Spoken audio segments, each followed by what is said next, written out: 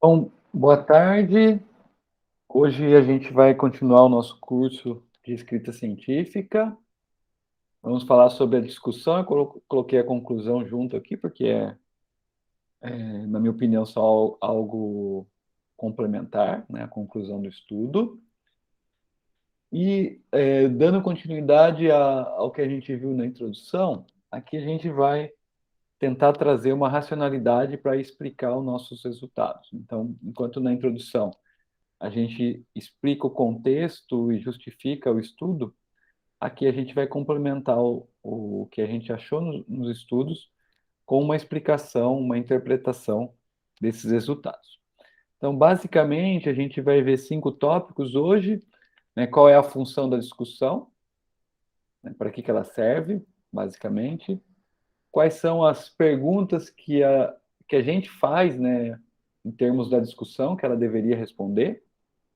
Como que a gente pode estruturar a nossa discussão? Ela é muito parecida com a introdução, em termos de não ter uma regra específica, mas tem algumas coisas que podem auxiliar. Algumas dicas de escrita, que a gente já viu na introdução, que valem aqui para a discussão, mas tem alguns outros pontos importantes também. E erros quando a gente está fazendo a escrita, né? Então, algumas coisas que a gente deixa passar e que não poderiam estar ali na discussão. Tá? Então, primeiro, o ponto da função da discussão. Ela é igual à introdução, ela leva tempo, ela não é fácil, né? Muitas vezes a gente tem que assimilar os nossos resultados e conseguir interpretá-los da melhor forma possível para poder achar as explicações. Mas, na minha opinião, é a parte mais agradável, a parte mais legal do artigo, porque é onde você tem que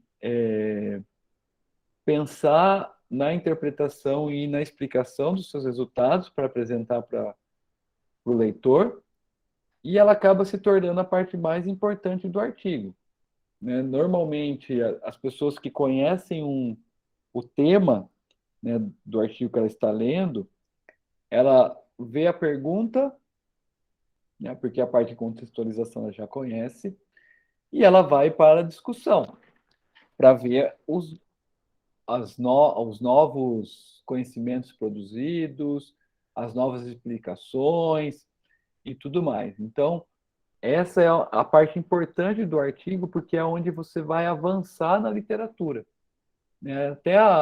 Ali você terminar os resultados, você não avança na literatura, você reporta, né? Reporta achados anteriores, descreve seu método, reporta seus achados, os achados do seu estudo. E aí na discussão que você vai inovar. Então ela é realmente a parte mais importante, ou deveria ser a parte mais importante do artigo, né? Apesar de hoje a introdução chamar muita atenção, né, em termos pensando de uma revisão do artigo, mas há muito tempo a discussão é o ponto que os editores e revisores têm olhado com mais cuidado e carinho, pensando num processo de revisão. A discussão ela é um par da introdução. O que quer dizer? Ela deve ser uma sequência de informações que foram colocadas na introdução, né? Então, para isso é importante usar as mesmas palavras ou termos que estavam lá na introdução, para que a pessoa não fique perdida, né? Se mudar um termo no meio do caminho, isso pode ser problemático. Apesar de ela ser um par da introdução, ela tem um formato um pouco diferente do que a introdução tem, né? Se vocês lembram bem, né, a gente começa a introdução de uma forma de contextualizar o que a gente está apresentando, então de uma forma mais geral, indo para um formato mais específico, né, que chega na sua questão de estudo e no seu objetivo. Então a introdução, de certa forma, ela parte do geral para o específico, né? Só lembrando, tomar muito cuidado com essa questão geral, né, e acho que até falei aqui para vocês já sobre, por exemplo, o estudo da doença de Parkinson. Hoje você fica falando que a doença de Parkinson é a segunda mais que afeta mais as pessoas e tudo mais, já é conhecido. Então, você pode partir do geral de algo mais específico do seu estudo. Então, posso dar o exemplo do estudo da Aline, né? De certa forma, ela não precisa ficar contando a história, né? Se ela for mandar para uma revista mais específica de movimento, né, e da doença de Parkinson, ela não precisa ficar contando a história da onde veio a doença, quantas pessoas têm a doença no mundo, mas ela pode ir mais específica para a questão dos déficits na marcha, e aí entrando para a parte da simetria, tá? É, e aí, do ponto de vista da discussão, isso é um pouco ao contrário, né? A gente parte do específico, então explicando os nossos achados, né, os resultados do estudo, chegando numa parte de tentativa de generalização, né? Então a gente parte do específico para o mais geral, então sendo algo contrário do que a introdução faz, para a gente poder responder a nossa questão ou explicar a nossa questão do estudo, tá? Então, elas têm uma relação direta, mas a forma de escrita é diferente, né? Partindo uma do geral para o específico e outra do específico para o geral. E quando a gente olha para a discussão em si, a função principal dela é dar significado dos resultados, né? Apresentar e explicar os resultados e como que esses resultados eles podem contribuir para a área. Então, é você pegar o seu resultado e claramente explicando o porquê aquilo aconteceu, né, e como aquilo aconteceu. Então, essa é a principal função da discussão, dar significado para os seus resultados, né? A gente viu na semana passada lá ó, aquela figurinha que tinha uma moça e um cara perguntando, respondendo se o cara era alto ou baixo, né? Então, dependendo do ângulo, né, ou do meu ponto de vista, eu posso dar significados diferentes para os meus resultados. Óbvio, esse significado é relacionado à literatura, mas essa é a função principal que a discussão tem. Além disso, a discussão ela tem a função de aplicar ou de apontar implicações teóricas e práticas para aquele resultado que você teve ou que você achou no seu estudo. Então, o que que isso vai trazer de efeito teórico ou prático, pensando no achado que você encontrou no seu estudo? Então, além de eu explicar a minha resposta, eu tenho que dar essas implicações teóricas e práticas para ajudar na literatura e fazer com que ela avance. Um outro ponto importante da discussão é eu indicar a significância e a novidade, né? Então, para onde o meu artigo caminhou que é diferente da literatura, ou o que que ele avançou na literatura. Esse ponto, muitas vezes a gente esquece e acaba não deixando claro para onde o meu estudo foi, tá? Então, aqui é um ponto importante para a gente ter cuidado. E, por último, né, a função da nossa discussão é a argumentação para a minha conclusão, para a minha resposta da pergunta. Então, quando a gente fala da conclusão, a conclusão ela é uma coisa direta. Então, se eu tenho a resposta à pergunta X, eu vou responder essa pergunta X. Mas como que eu cheguei nessa conclusão? Esse papel é a discussão que faz para explicar como que eu chego naquela resposta que eu tenho da minha pergunta, tá? Então, se eu não consigo deixar claro isso, né, em termos da minha resposta, provavelmente eu vou ser questionado de como que eu cheguei nessa conclusão dentro do meu estudo. Tudo bem? Alguma pergunta da função da discussão?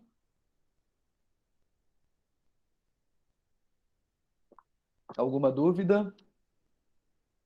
Tá, de certa forma parece simples, né?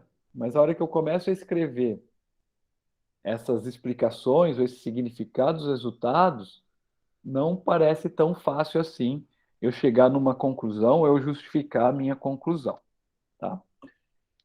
Vamos pensar aqui um pouquinho em algumas perguntas que eu devo fazer ou que eu devo responder quando eu estou escrevendo a minha discussão. Então, tem várias aqui, né? Então, a primeira delas, quais são os meus principais achados? Acho que essa é uma pergunta importante para eu ter claro o que eu tive de resultado.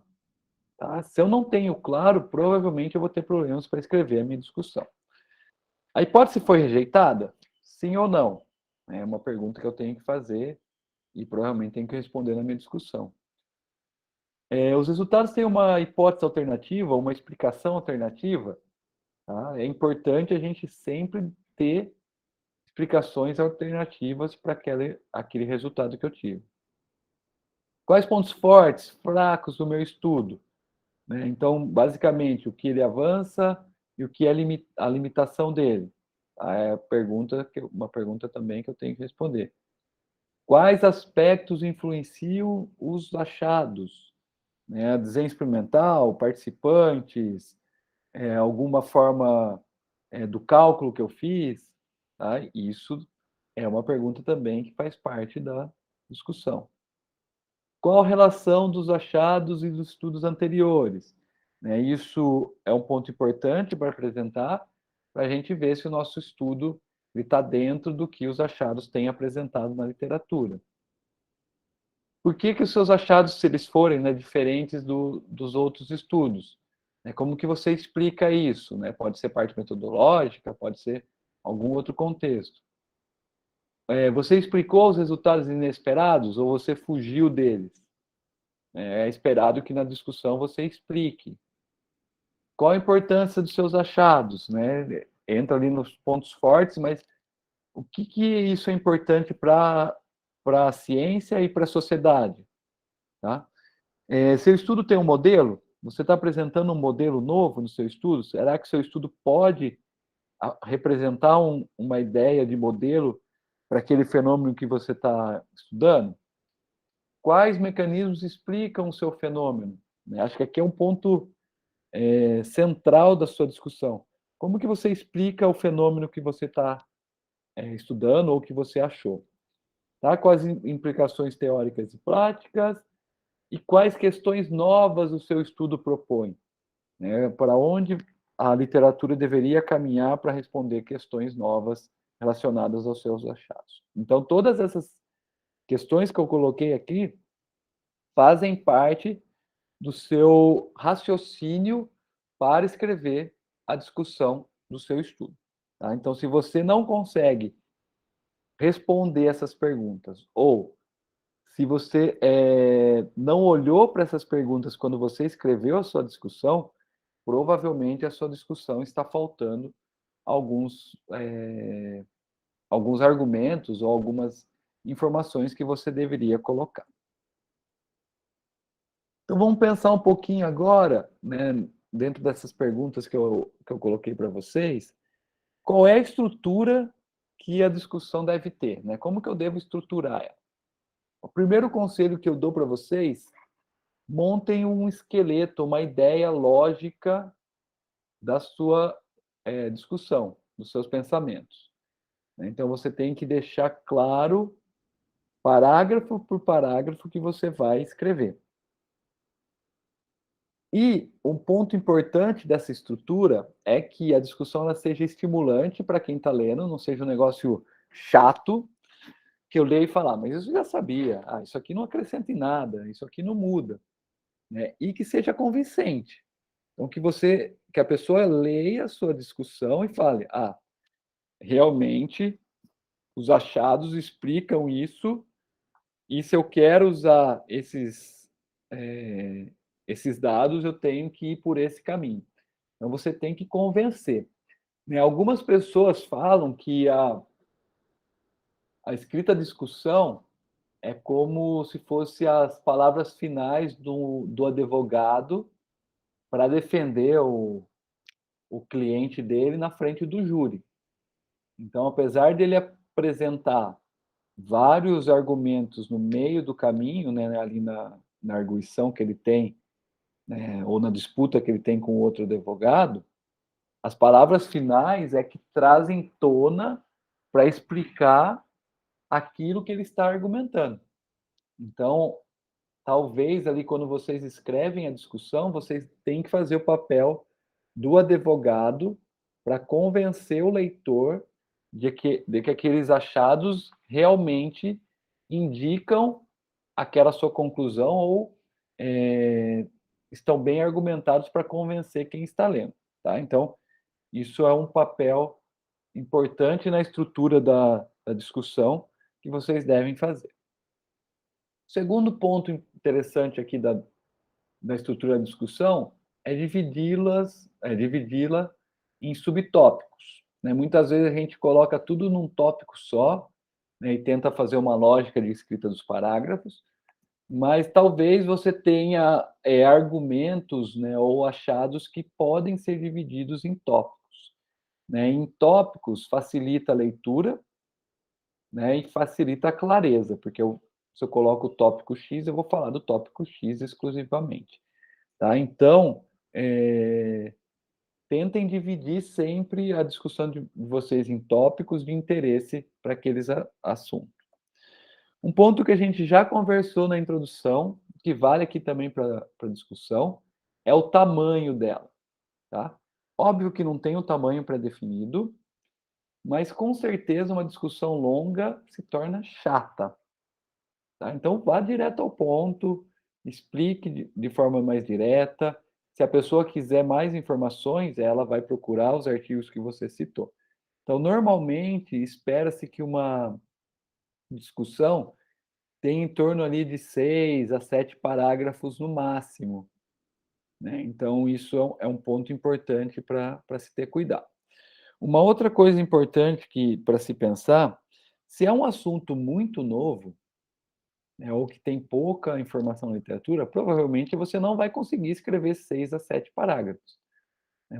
Se você escreveu 6 a 7 parágrafos, provavelmente ficou contando história, né, e colocando informações que não agregam muito para o seu artigo. Então, nesses artigos, provavelmente você vai ter ali 3, 4 parágrafos explicando a sua discussão. Tá? Então, evitar esse tipo de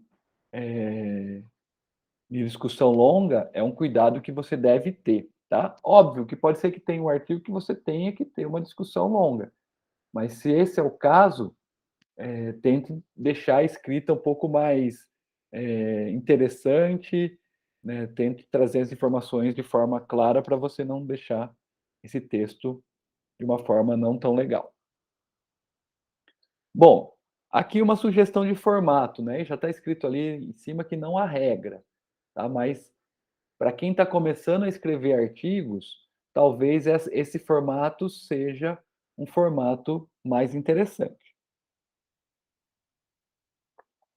Então, basicamente, aqui você vai ter 6 ou 7 parágrafos, sendo o primeiro parágrafo os seus principais achados, o segundo parágrafo, né, segundo, terceiro, quarto, pode até ser, que explica e interpreta os seus principais achados, então traz ali as questões de mecanismos. Né, vou pôr aqui o quinto parágrafo, suas limitações, né, ou limitações do estudo. O sexto parágrafo, a conclusão, que pode estar junto ali as futuras perguntas, aplicações e sugestões, que pode estar junto com a conclusão, ou num parágrafo extra. Tá? Então, normalmente, né, para quem quer seguir uma regrinha para os primeiros artigos, acho que esse é o formato mais fácil de você dar uma lógica para a sua discussão. Então, vamos ver cada um desses pontos. Então, primeiro parágrafo, apontar ou trazer novamente os principais achados. Tá? Então, aqui os dois primeiros pontos, eu já até coloquei cuidado.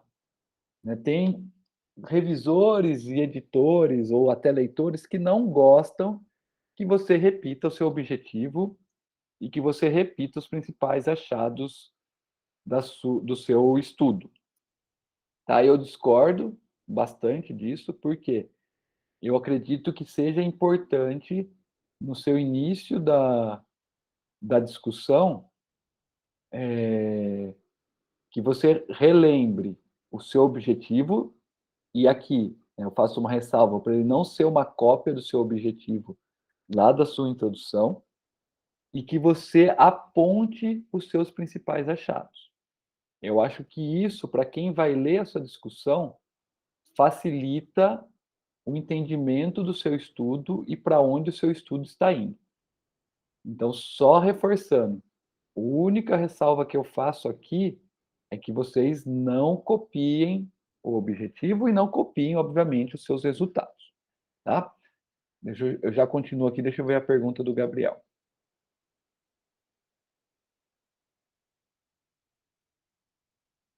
Tá, então o Gabriel pergunta, ainda do slide anterior, o que eu sugiro vir primeiro, a conclusão ou as sugestões para futuros estudos? Eu acho que, por lógica, na escrita, a conclusão vindo primeiro é mais lógico do que eu apontar futuros estudos se eu ainda não concluir. Então, eu colocaria a conclusão primeiro, antes de futuros estudos. Tá bom? A não ser que você fez uma escrita que te leve a futuros estudos na discussão antes de você concluir. Mas se não foi esse o caso, eu sugiro que você apresente a conclusão primeiro, tá? Então, nesse parágrafo, voltando aqui para o parágrafo dos principais achados, eu espero que você coloque os objetivos, os achados principais, responda, que não é bem a conclusão, mas responda de forma geral os seus objetivos, faça a relação dos seus achados com as hipóteses, se confirmou, não confirmou, tá? E aqui eu coloquei como opcional, mas que eu acho que é importante ter nesse primeiro parágrafo. Já apontar possíveis aplicações ou avanços do seu estudo, isso fortalece os seus achados, né, você fazendo isso. E uma outra coisa que pode ser importante, você apresentar o delineamento da sua discussão. O que você vai discutir nos próximos parágrafos. Então, esses dois últimos pontos, eles são opcionais, mas eu acho que é uma estratégia interessante para você colocar no primeiro parágrafo. Então, o que você já vai avançar no seu estudo, o que o seu estudo avança, e como que você vai discutir esses achados. Tudo bem? Alguma pergunta até aí? Não? Ok.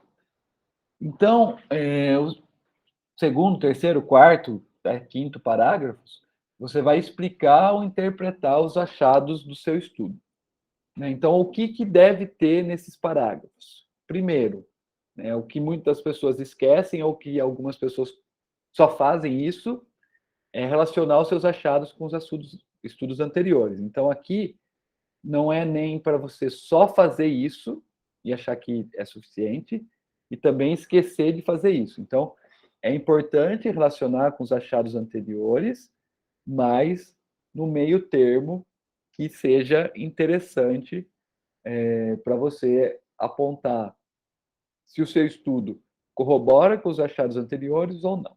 Tá? Segundo ponto, que eu acho que é assim, o ponto central da sua discussão. Quais os mecanismos ou quais explicações ajudam você a interpretar os achados, ou ajudam o leitor a interpretar os achados? Resumindo, como que você explica os seus achados? Tá? Esse é o ponto central da discussão. Se você não explica os seus achados, provavelmente a sua discussão não está bem escrita. Tá? Quais pontos fortes, pontos fracos da sua discussão que explicam por que você achou aquele estudo? Pode ser do ponto de vista experimental, da lógica do estudo, participantes e outros pontos mais. Nesse parágrafo, você deve explicar possíveis resultados casuais que aconteceram, mas que pode não ter sido devido ao seu delineamento experimental, foi algo mais ao acaso, então você deve explicar isso. Um outro ponto que a gente não faz, ou que muitas pessoas não fazem, elas explicam os resultados só de um ponto de vista. Então, eles contam só a história, né, o significado do resultado, do ponto de vista mais interessante para ele. Tá? E esquece de possíveis explicações alternativas que os resultados podem ter. Então, é importante que seja apresentado mais de uma explicação para o seu resultado ou para o seu achado. Tá? E um ponto que, assim, para mim não faz muito sentido quando eu estou escrevendo a discussão, é eu explicar os meus achados por variável. Por quê? Se for para você explicar por variável, você não teria várias variáveis olhando para aquele fenômeno. Então é importante que você faça um grande esforço para você agrupar os achados de cada uma das variáveis que você tem e explique isso de uma forma combinada. Então, por exemplo, eu olho para variáveis sanguíneas, variáveis neurais e variáveis motoras. Tá? Eu tenho um conjunto aí. Para eu explicar o meu resultado, eu tenho que agrupar essa lógica. Tá? Se eu não faço isso e vou por variável para tentar explicar, provavelmente eu vou ser repetitivo na minha explicação ou eu não vou conseguir achar uma lógica que agrupe esses achados para que eu possa avançar na literatura. Então, cuidado, tá? Eu sei que tem muitos artigos que fazem isso, mas o esforço para quem está lendo é enorme e muitas vezes não fica muito claro a explicação dos seus resultados. Tudo bem? Alguma pergunta aí? Alguma dúvida?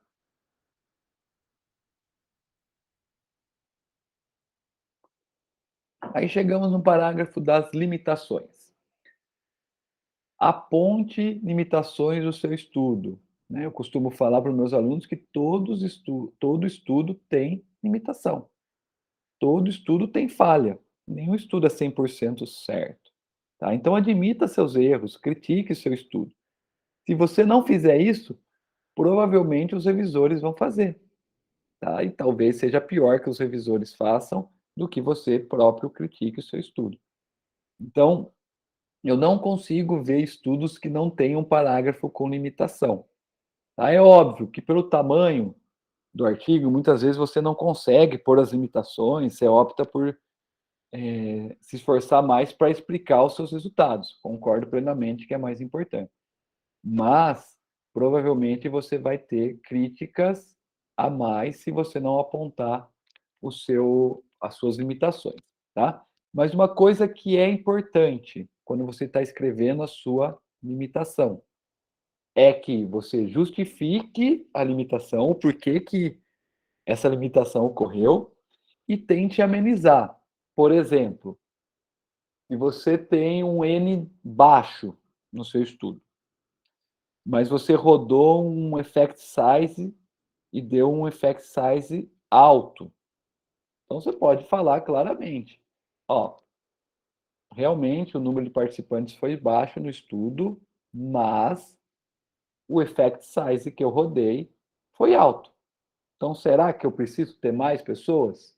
Se eu já estou tendo um effect size alto? Tá? Então você ameniza, você aponta, mas você ameniza. Então, só apontar a limitação também não é uma coisa muito legal. E, dentro desse parágrafo, você pode propor mudanças para futuros estudos, né, de delineamento, né, e até de como você fez o estudo. Tá? Então, esse parágrafo é um parágrafo também importante na discussão. Aí entramos no parágrafo da conclusão. Tá? Seja direto e claro, você já explicou, né, se você é esperado, pelo menos, né, que você já tenha explicado o significado dos seus resultados, então vá direto para a sua conclusão, de forma clara. Essa conclusão, né, é o que é chamado, né, na língua inglesa de take-home message. É a mensagem que a pessoa vai levar do seu artigo. O que é o seu artigo, o que seu artigo está apresentando. Então, é esse parágrafo de conclusão. Nesse parágrafo, você não inclui explicações mais, porque você já fez isso ao longo da discussão. Então, aqui você só vai estar respondendo sua pergunta. Você deve tomar cuidado, tá? Na extrapolação. Será que aquilo que você está concluindo realmente é o que os seus achados mostram? Ou não? Tá? Então, não extrapole. Tá? Extrapolar é um grande erro que a gente faz na escrita na nossa discussão. Cuidado com algumas frases que muitas pessoas colocam nesse parágrafo, né? Então, por exemplo, mais estudos são necessários para responder a questão. Tá, então o que quer dizer essa frase? Quer dizer que você não respondeu a sua pergunta, né? E isso deprecia o seu próprio trabalho, né? Então, esse tipo de frase ele só deve ser colocado se realmente você acredita que seu estudo não respondeu a sua pergunta. Se ele respondeu, mas ainda continua tendo dúvidas, tá? Você não precisa ir com uma frase tão depreciativa que demonstra que seu estudo não respondeu a sua pergunta. Tá? Você tem que tomar cuidado, né, colocando de uma forma um pouco mais amena esse tipo de informação nesse parágrafo. Tá? E por último, que pode estar junto com o parágrafo de conclusão no parágrafo novo. Né? A ponte, questões não respondidas, né? Coisas que que a literatura pode avançar. É óbvio que não é a sua questão de estudo, mas questões futuras, aplicações, né? Possíveis aplicações que os seus achados mostram, sugestões para futuros estudos, né? O que os futuros estudos deveriam estudar, ou o que eles poderiam avançar na, na literatura, seguindo a linha de raciocínio que você fez. Tudo bem? Dúvidas aí, perguntas? Fabinho, tem algumas revistas que Uhum. sugerem que haja um tópico de conclusão separado da discussão e outras Uhum. que fazem tudo junto. Você acha que esses últimos tópicos mudariam de ordem? Por exemplo, a gente pode apresentar as limitações, um parágrafo de limitações, e já incluir em seguida essa parte de questões não respondidas, ou as aplicações, ou o que os estudos podem fazer de diferente para suprir essas limitações. E aí, por fim, no tópico exclusivo da conclusão, colocar a resposta da questão do estudo sem entrar, desculpa, sem entrar nesse último parágrafo de questões não respondidas? Pode. Tá? Você pode ir apontando isso ao longo do seu texto da discussão, e a hora que você entra na sua conclusão, você vai direto para ela. Uhum. Tá? Sem retomar aquilo que você já falou. Tá? Então, essa ordem também é viável e é bem-vinda. Né? Se Tá. você consegue já linkar no meio das suas explicações, no seu parágrafo de conclusão, você vai apenas responder a sua pergunta do estudo. Beleza. Obrigada. Imagina. Mais alguém tem perguntas? Fabinho, Oi, Ju. Ju.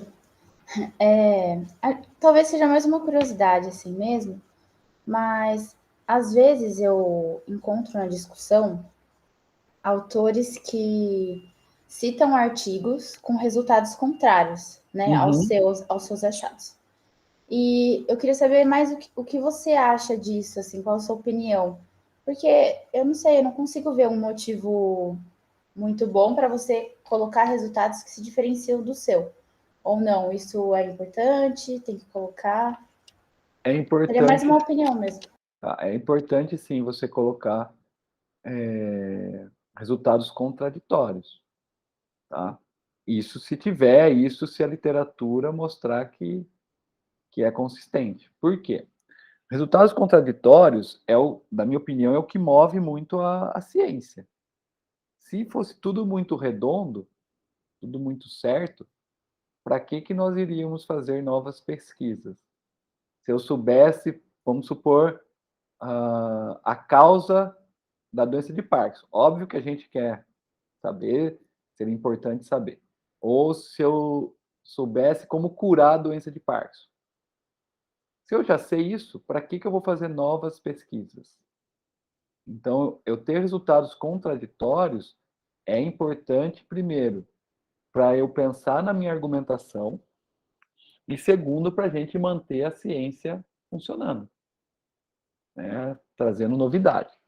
A partir do momento que eu tenho um resultado, um achado, que ele é consistente em muitos estudos e isso se torna um conhecimento claro, eu não tenho mais o porquê pesquisar dentro desse conhecimento. Eu posso avançar em outros pontos, mas nesse conhecimento não.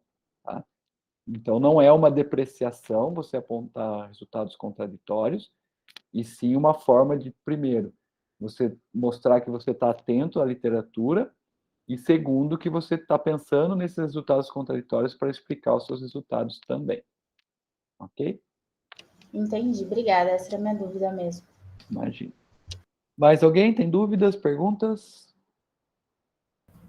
Fabinho, eu tenho um Fala, Aline. comentário, na verdade. Eu já vi algumas discussões em que as pessoas citam assim alguns artigos ou alguns atores e informam o que eles falam, mas não discutem o resultado. E eu acho que isso é uma coisa importante da gente ficar atento, porque fica uma leitura bem chata e sem conclusões, que nem você falou, né? E eu já vi bastante artigo assim, principalmente de revistas que não são tão conceituadas. E às vezes a gente pega esses artigos como referência para alguma explicação nossa também, mas às vezes as conclusões podem ser até limitadas por esse tipo de discussão que o artigo teve, né? Por que você acha que isso acontece? Porque não conseguiu criar muito bem um raciocínio para explicar o que ocorreu. Perfeito, é isso aí mesmo, tá? Uhum. Provavelmente a pessoa não conseguiu achar uma explicação. Quando isso acontece, a minha sugestão para vocês é que vocês coloquem isso claramente no texto. Então, por exemplo, eu tenho lá um achado e eu não sei como explicar. Isso vai acontecer. Tá? Tem achado de estudo que eu já publiquei que até hoje eu não sei direito como explicar, né? Ainda a gente está pensando sobre isso. Então, coloque claramente, ó, a gente tem esse achado que é difícil de explicar, mas aponte possíveis explicações alternativas. Isso é melhor você ser sincero falando que você não sabe como explicar, que o que você está colocando ali de explicação provavelmente são suposições, do que você só deixar lá, sem nem tentar falar nada sobre isso. Então, não é nenhum problema você falar que você não sabe explicar. Tá? O problema é você deixar lá sem explicação e a pessoa que se vire para tentar interpretar. Né? Fica super difícil. Uma coisa que eu esqueci de falar aqui, ó, na conclusão, né, que a hora que a Júlia estava falando, eu até pensei, né, tem alguns estudos, acho que a hora que a Aline perguntou, que você não vê um parágrafo de conclusão. Tá?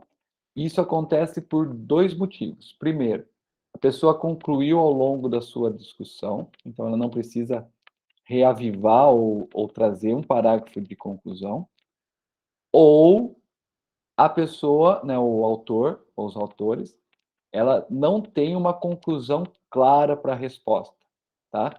Isso pode ser um problema em termos de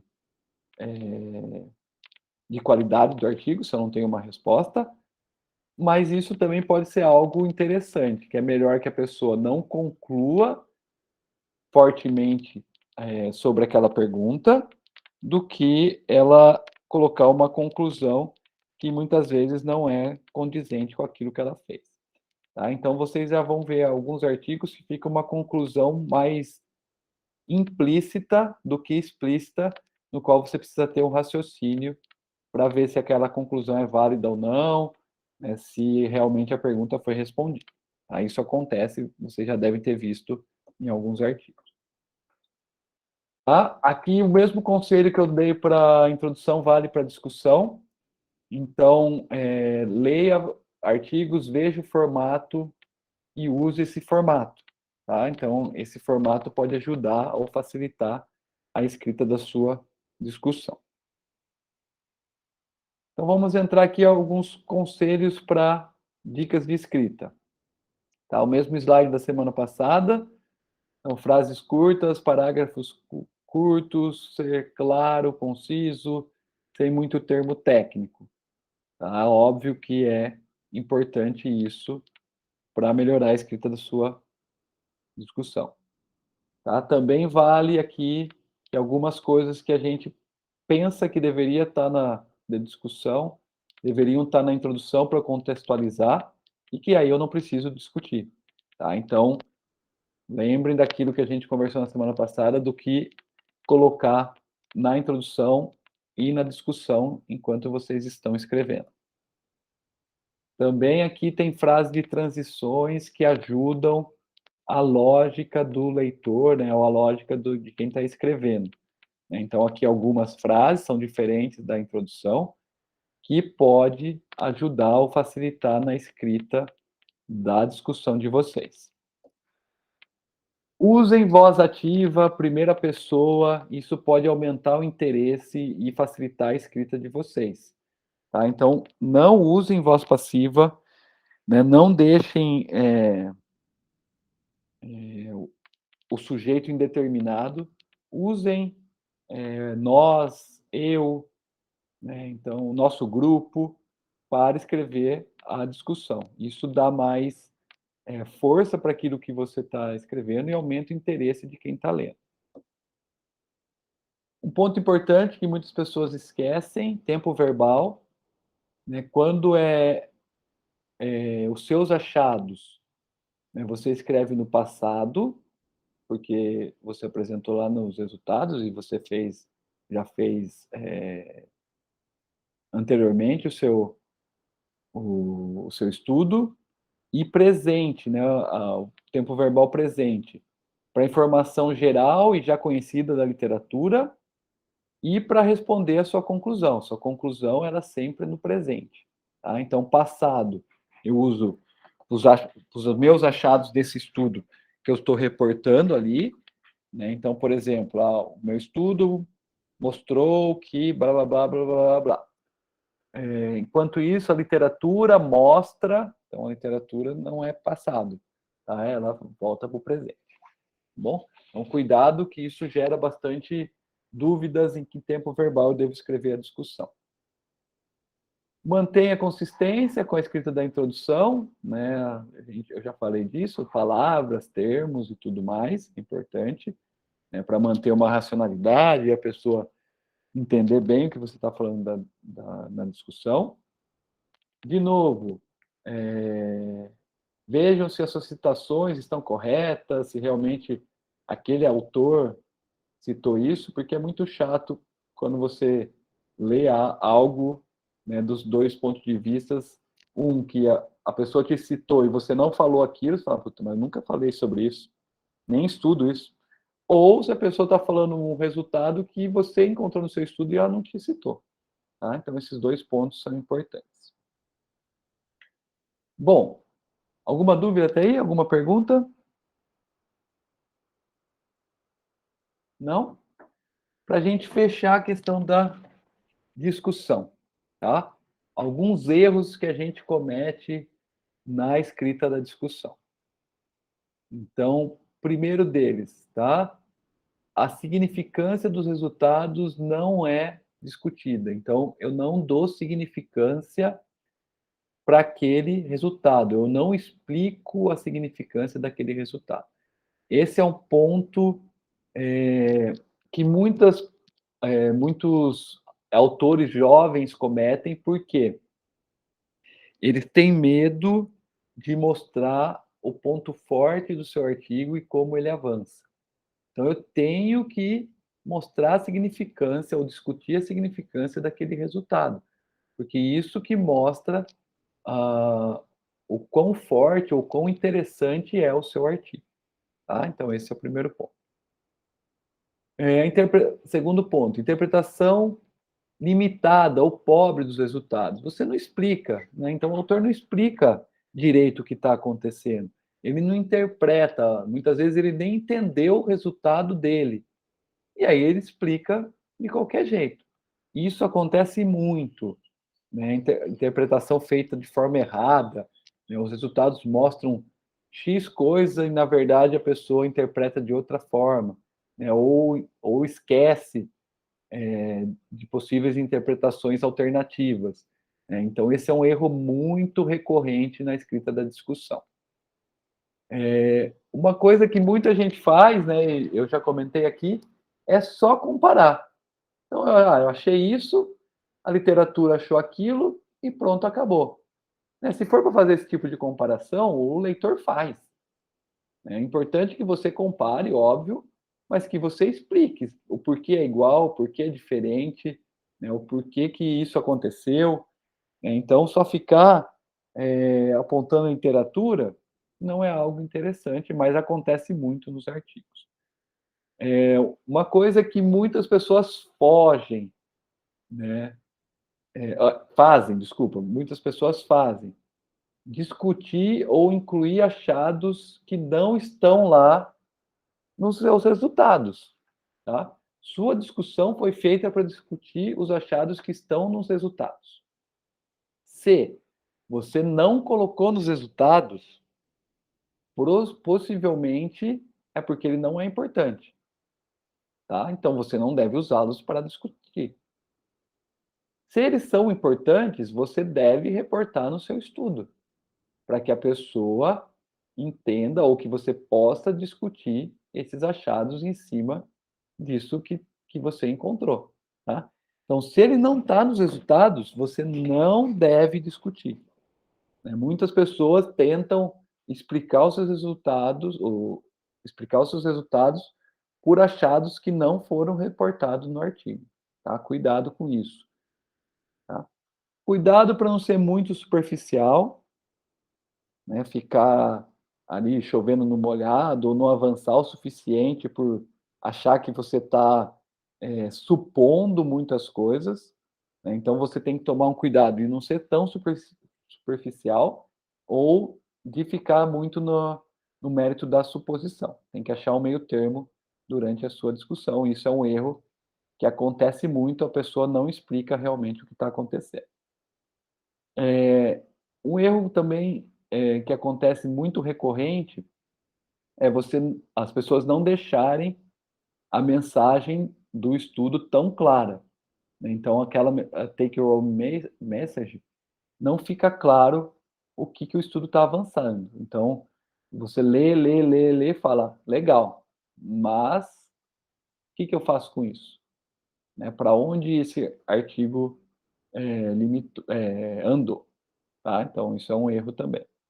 Né? Não vou repetir aqui, mas um erro que muitos fazem, né, por achar que isso vai depreciar o artigo, que não é papel do autor fazer isso, é não discutir limitações, tá? Não façam isso, discutam limitações. Um outro ponto que acontece muito, né, e aí entra de novo na questão da qualidade da interpretação dos resultados. Enfatizar achados que não são relevantes. Então, eu enfatizo os achados irrelevantes, ignoro achados relevantes, e minha discussão fica ali em uma coisa que, para o seu estudo, não valeu de nada, não acrescenta em nada. Tá? Então, isso acontece muito. Você lê artigos e fala assim, nossa, mas isso, o que isso importa? Né? Os resultados não estão mostrando isso. Né? E o que é importante, a pessoa não explica, a pessoa foge, né? O autor foge. Né? Então, isso é um erro muito recorrente também. Uma coisa que acontece muito, né, que a gente quer explicar, né, ou concluir, o maior achado do mundo, né, no nosso estudo, é eu especular coisas que o estudo não mostra. Então, eu estou tentando responder, vou lá dar o exemplo da Lina, está tentando mostrar variáveis da marcha que são assimétricas no andar, e ela, sem ter nenhum achado que mostra, por exemplo, atividade cortical, ela fala que essas assimetrias acontecem porque tem uma assimetria no controle cortical dos pacientes com Parkinson. Então, ela fez uma especulação muito imensa, muito longe daquele achado que ela tem, daquelas variáveis que ela tem. Então, isso tem que tomar muito cuidado, porque vocês já devem ter visto muitas conclusões de estudo que não estão relacionadas com os achados do estudo, tá? Por outro lado, também, cuidado para não exagerar a importância dos seus achados. Não ache que os seus achados é sempre o melhor do mundo, que você está avançando consideravelmente. É importante que você valorize, mas não exagere. Tenha claro, né, seja autocrítico para mostrar o quanto aqueles achados são importantes ou não. Tá? Aqui entra na especulação também, né, incluir conclusões sem suportes. Então, concluir o que não dá para concluir, isso é um erro grande, e provavelmente revisores e editores vão pegar no seu pé com relação a isso. Concluir algo que não tem nada a ver com o seu objetivo, né, com a sua questão. Então, você faz um estudo analisando força muscular e conclui sobre amplitude de movimento. Tá? Não tem nada a ver uma coisa com a outra. E por último, né, erros que acontecem muito, cuidado com plágio para você explicar os seus resultados. Muitas vezes você quer usar uma argumentação que já está num artigo e você copia, tá? Cuidado com isso. Isso não é uma estratégia muito boa e você vai ter problemas do ponto de vista da publicação do artigo e até do ponto de vista legal, né, com relação a esse ponto do plágio. Tudo bem? Dúvidas, perguntas, comentários? Algo que não ficou muito bem explicado?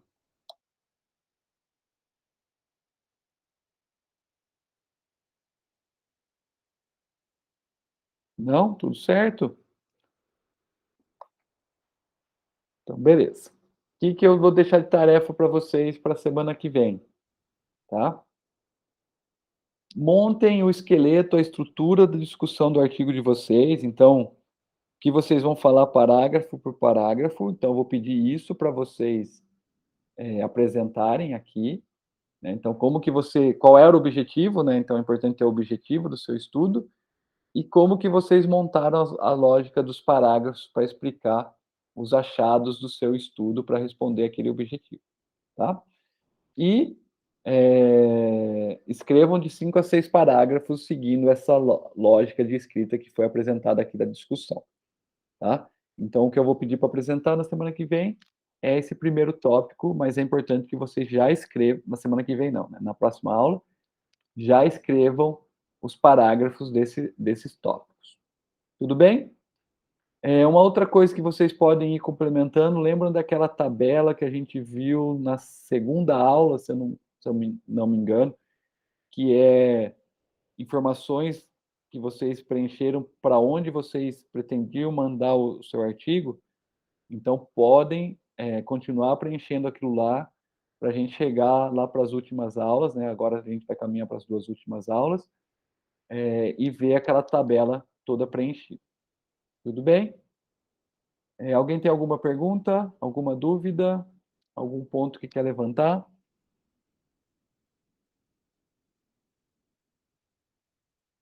Não? Fabinho, vai. Você comentou sobre a gente tentar seguir uma linha de apresentação das informações que acompanham métodos, tentar explicar dessa mesma forma nos resultados.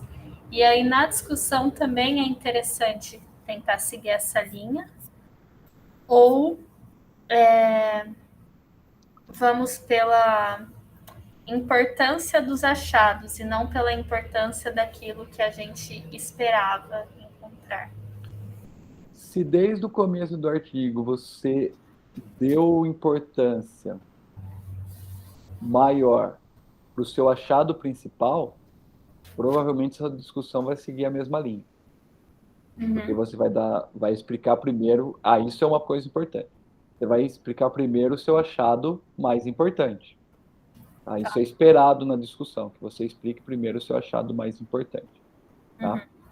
Um segundo ponto aí para considerar, se você vai discutir agrupando as variáveis, provavelmente aquela lógica da escrita do método e dos seus resultados, né, dos resultados até é esperado que você agrupe também, mas no método normalmente a gente apresenta por variável ou por ferramenta que a gente está utilizando.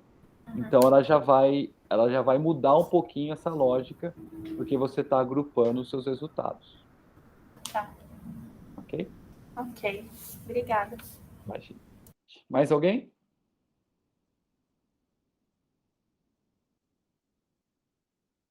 Não? Então, só lembrando que nas 2 próximas semanas a gente não vai ter aula, né? Então, a nossa próxima aula é do dia 14 de março, né? Que aí a gente já vai estar caminhando para o final do curso, são mais 2 aulas.